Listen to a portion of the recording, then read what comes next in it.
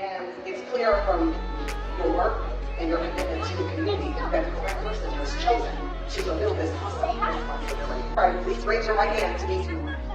I, Tiffany Henyard, do solemnly swear that I will support the Constitution of the United States and the Constitution of the State of Illinois, and I will faithfully discharge the duties of the office Director at Large of the National Black Caucus, local elected officials, according to the best of my ability.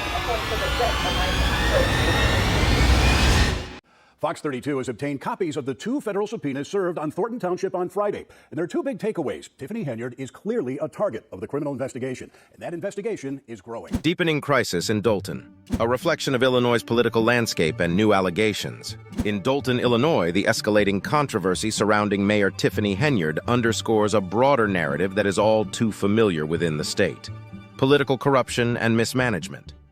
Everybody wants it to continue to be a show and not really show facts as it relates to what's really going on in our township. Illinois has a notorious history as one of the most politically corrupt states in the United States. This reputation is born out of a long-standing tradition of political scandals that have plagued its cities and towns, making the current situation in Dolton not just a local anomaly, but a symptom of a much larger issue. This what y'all do.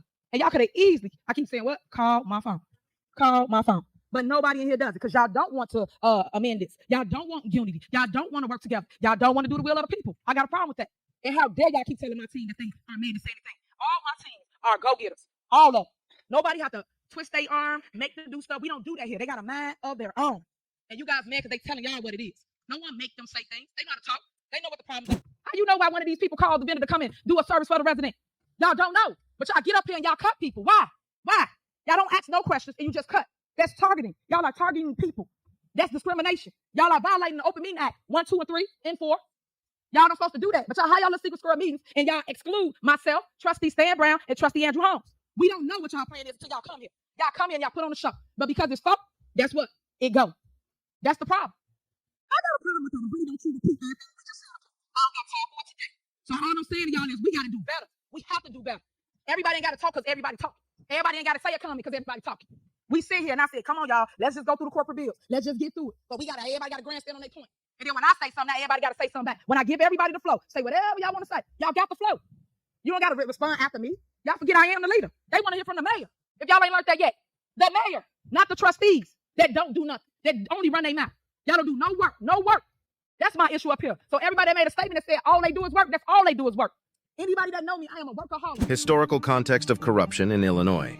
Illinois, and particularly its most famous city, Chicago, has been the epicenter of political corruption in the U.S. for decades.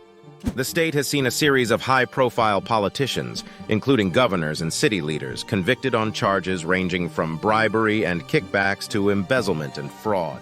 This pattern has ingrained a culture of distrust among citizens towards their elected officials and has prompted a demand for greater transparency and accountability across all levels of government.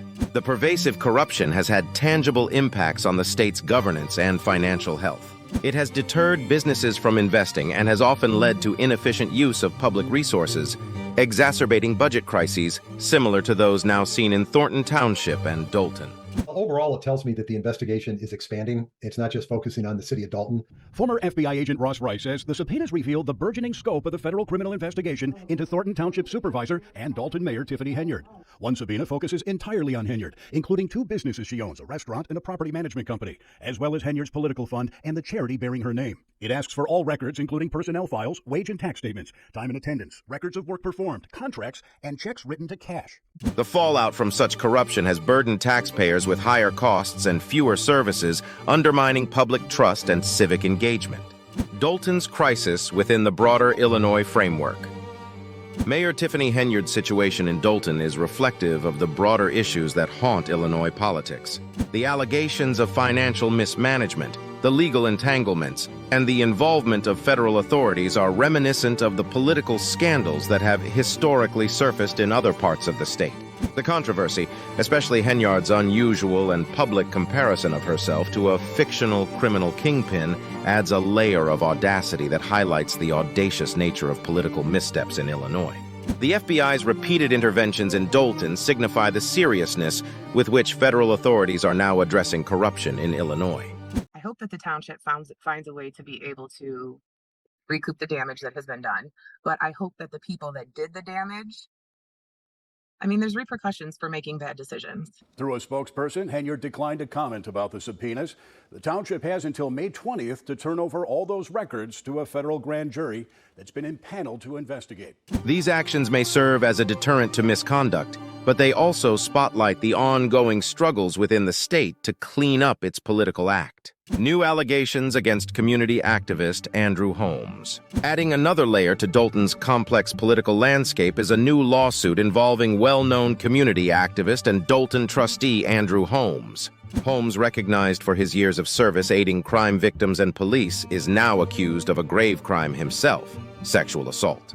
The civil lawsuit, filed by a former employee of the village of Dolton and a Dolton police officer, centers on a disturbing incident alleged to have occurred during a village business trip to Las Vegas in May 2023. According to the lawsuit, after consuming drinks with Holmes, the employee felt disoriented and later passed out in Holmes's hotel room. It alleges that Holmes engaged in non-consensual sexual activities with the incapacitated employee and even documented these acts on a video call to Officer Byron Miles, who was also part of the trip for Mayor Henyard's security detail. Holmes is accused of displaying compromising images of the employee to the officer during this call. When the woman awoke, she could not recall the events of the previous night and only became aware of the alleged assault upon her return to Dolton, informed by Officer Miles. The lawsuit also claims that when the incident was brought to Mayor Henyard's attention, she expressed more concern over the political repercussions than the welfare of the employee.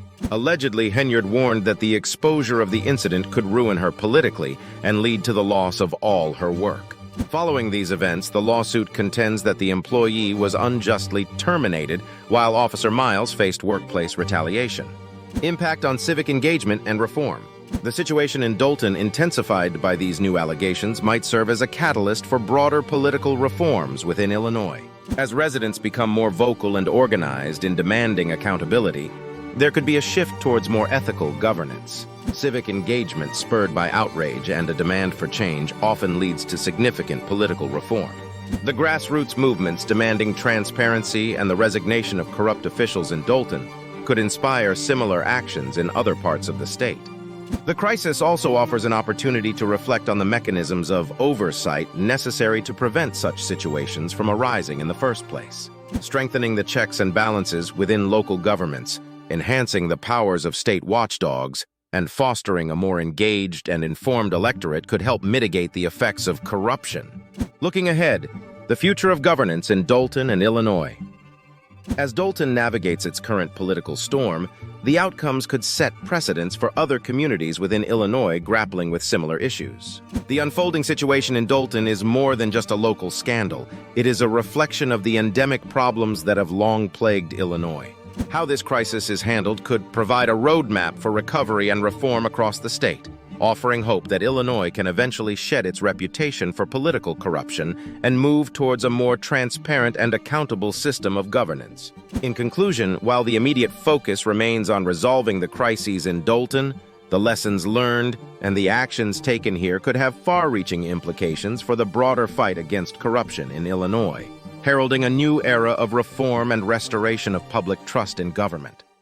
She was challenged by board members and the public. She was booed loudly at several points during tonight's meeting. Henyard said it's not fair for residents to ask so many questions in the township when she says they don't ask them in other communities.